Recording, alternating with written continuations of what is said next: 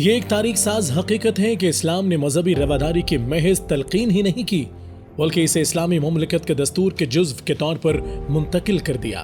تمام مفتو اقوام اور غیر مسلم اقلیتوں کے ساتھ مذہبی رواداری کے ساتھ ساتھ انہیں مذہبی آزادی کی ضمانت فراہم کی گئی۔ ان کی جان و مال، عزت و آبرو اور عقیدہ و مذہب کا دین اسلام اور اسلامی ریاست میں جس قدر تحفظ کیا گیا، تاریخی عالم اس کی مثال پیش کرنے سے قاصر ہے۔ اس کے برعکس قابض صہیونی ریاست میں مسلمانوں کے ساتھ یہودی حکمران طبقے کا سلوک نہایت ظالمانہ اور شرمناک ہے اور گزشتہ 9 ماہ سے فلسطینی مسلمانوں کی نسل کشی میں مصروف ہے۔ حالانکہ یہ مسلمان ہی تھے جنہوں نے پچھلی کتنی صدیوں سے رومیوں اور عیسائیوں کے ظلم و ستم کا شکار یہودی قوم کو خلافت اسلامیہ میں نہ صرف پناہ دی بلکہ انہیں ترقی کرنے، پھلنے پھولنے اور خوشحال ہونے کے مواقع بھی فراہم کیے۔ ماضی میں یہود اللہ تعالیٰ کی مسلسل نافرمانی کرتے رہے، اس لیے ان پر عذاب بھی نازل ہوئے۔ 587 قبل مسیح میں بابل کے بادشاہ بخت نصر نے یروشلم پر حملہ کیا اور ہیکل سلیمانی تباہ کر ڈالا۔ وہ ہزارہا یہود کو قیدی بنا کر بابل لے گیا۔ کئی سال بعد ایران کے بادشاہ سائرس اعظم نے بابل فتح کر کے یہود کو آزاد کرا دیا۔ یہود واپس یروشلم آئے اور اپنا دوسرا ہیکل تعمیر کیا۔ 63 قبل مسیح میں رومی فوج نے فلسطین پر قبضہ کر لیا اور رومی بھی ہزارہا یہود کو غلام بنا کر روم لے گئے۔ یوں رومیوں اور یہود کے مابین طویل تصادم شروع ہوا۔ یہود نے کتنی بار بغاوتیں کی جو رومی فوج نے کچل دیں۔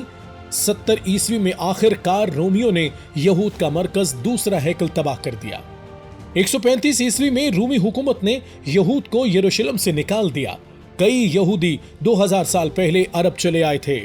بعض یہود قبائل مدینہ منورہ اور کرب و جوار کے علاقے میں آباد ہوئے۔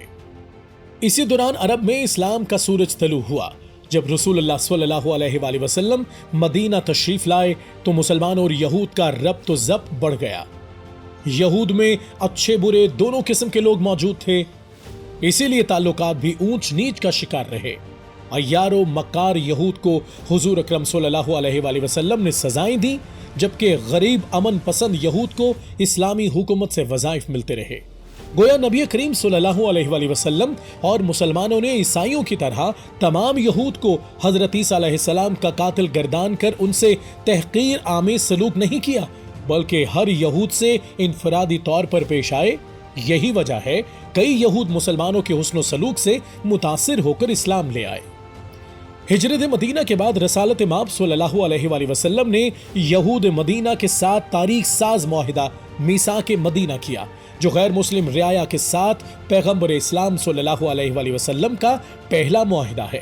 یہ معاہدہ مذہبی رواداری اور فراغ دلی کی ایک ایسی مثال ہے جس پر دنیا فخر کر سکتی ہے۔ نامور عرب محقق اور سیرت نگار محمد حسین ہیکل لکھتے ہیں، یہ وہ تحریری معاہدہ ہے جس کی بدولت حضرت محمد صلی اللہ علیہ وآلہ وسلم نے آج سے 1400 سال قبل ایسا ضابطہ انسانی معاشرے میں قائم کیا جس سے شرکاء معاہدے میں ہر گروہ اور ہر فرد کو اپنے اپنے عقیدے و مذہب کی آزادی کا حق حاصل ہوا، انسانی زندگی کی حرمت قائم ہوئی۔ 632 عیسوی میں نبی اکرم صلی اللہ علیہ وآلہ وسلم کے وصال کے بعد مسلمان اگلے 70 سے 80 برس میں ایشیا سے لے کر افریقہ اور روس تک وسیع علاقے کو فتح کر چکے تھے۔ انہوں نے ایک شاندار خلافت اسلامیہ کی بنیاد رکھی۔ مسلمان اب دنیا کی ایک بڑی سپر پاور بن چکے تھے۔ انہوں نے اپنی سلطنت میں معاشی سرگرمیوں کو فروغ دیا، نئی صنعتیں قائم کی، تجارت کے نئے مواقع پیدا ہوئے اور کاروبار بھی نمو پذیر ہوا۔ مسلم حکمران سائنس اور ٹیکنالوجی کی سرپرستی کرنے لگے۔ غرض علم پرور اسلامی تعلیمات کے زیر اثر اسلامی خلافت میں نہ صرف مسلمانوں بلکہ یہودیوں اور عیسائیوں کی زندگیوں میں بھی معاشرتی انقلاب برپا ہو گیا۔ کئی یہود نے اسلامی دنیا میں شہرت پائی، وہ خلفاء اور وزراء کے مشیر رہے، ذمہ دار ہونے کے ناطے انہیں تمام شہری حقوق حاصل تھے، حتیٰ کہ وہ خلافت اسلامیہ میں کسی بھی جگہ کسی بھی وقت زمین خرید سکتے تھے۔